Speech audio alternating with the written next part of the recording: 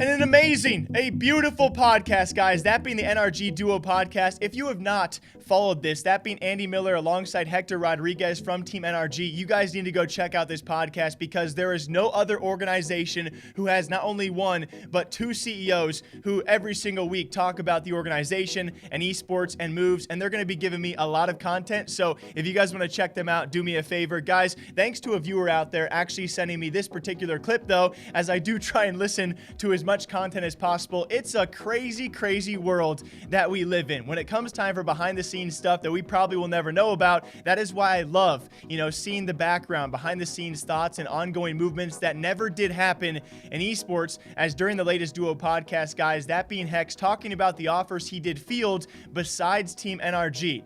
Obviously, with the sale of OpTic Gaming, Hector being a well-noted figure in the esports and gaming scene, probably the most when it comes time for CEOs and upper figures of organizations like that of formerly OpTic Gaming. He had his run of the litter of opportunities he could have taken, but he chose Andy Miller and NRG. And crazy enough, with a fan call-in, guys, we could have actually seen FaZe Hecz. We could have actually seen Envy Hecz or 100 Thieves Hecz, and I'm sure a lot of other offers. And just even saying those out loud, it automatically, at least because I'm a freak, I think about what could have been. Like, we could have seen FaZe Hector Rodriguez.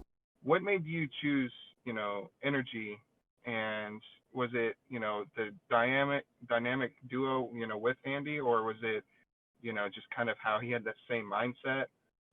As well as, was there another org that you kind of had in mind, or maybe you chose to make your own? So obviously, being me, I was the hot girl at the dance where there was no other girls. You know what I mean? I was it. I was the belle of the ball. As like so Right. I could have got. I was talking with Hastro. Hastro and I were gonna do something at Envy. Everybody was ready to do that. I'm not gonna name all the rest of the organizations that we were talking to. FaZe, right? We were gonna do something. I was gonna go be FaZe Hecz with my brother Tommy and my brother Banks, and Apex was at the meeting too. Like, so, I mean, just I was going to go work with people who have been sort of friends of mine from the beginning. 100 Thieves, obviously, that was an obvious one. Right. And obviously there's always an open door policy there for me with Nate, but I don't want to sort of get in there and then put my brain into, like, I think that his trajectory where it's going and the way that he's building his team should only be his brain and no other influence. And I'm a big personality, so obviously I would demand that the floor. The reason that I picked Energy was because of Andy, though. We aligned on a lot of things. And he was cool people from the beginning. Like, he walks in, he didn't give a shit. He was just like, yeah, what up?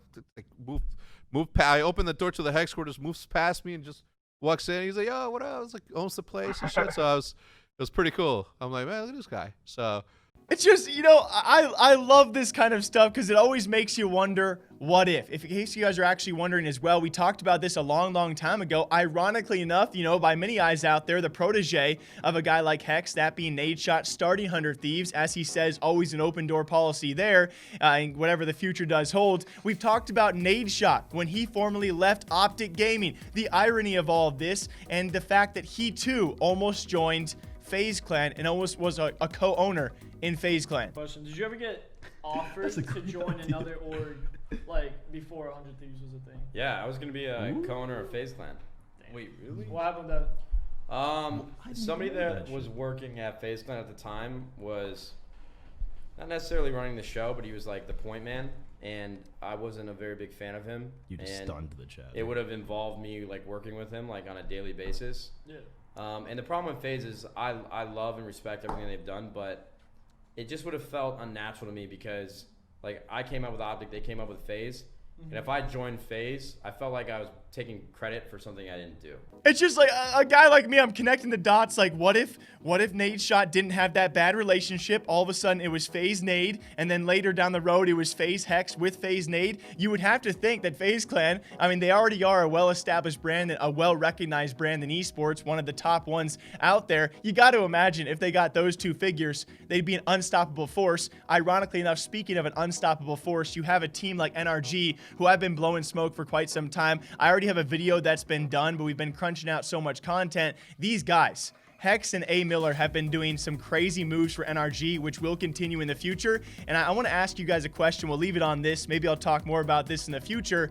Where do you think Hecz should have gone? Because when I personally think about this, and of course, him and Hastro are good boys, good friends. They go back a long ways. I think that would have, worked out very well. I think he could have done something with that Empire brand for Call of Duty. I think NRG, though, certainly was probably his best pick. You look towards 100 Thieves, they had no future in Call of Duty, at least at that time. And so what would Hecz do there? When you look towards the Atlanta FaZe for FaZe Clan and their Call of Duty thing, they branded themselves into their Call of Duty team. It wouldn't have allowed Hector to branch out with his own Huntsman. And so that's why I think NRG was a great place, of course, especially with their recent movements across many scenes out there. I just think it works out so well. He chose Andy Miller and he chose NRG. But what do you guys think? Where do you think Hector Rodriguez should have gone? And if he did go there, what would we be seeing now? That's why I love talking about these things, love breaking it down for all of you guys. What do you think about that, huh? Drink that coffee. Oh, drink the water first, then drink the coffee. I'll catch you guys back here sometime soon. Take care of yourselves. All right?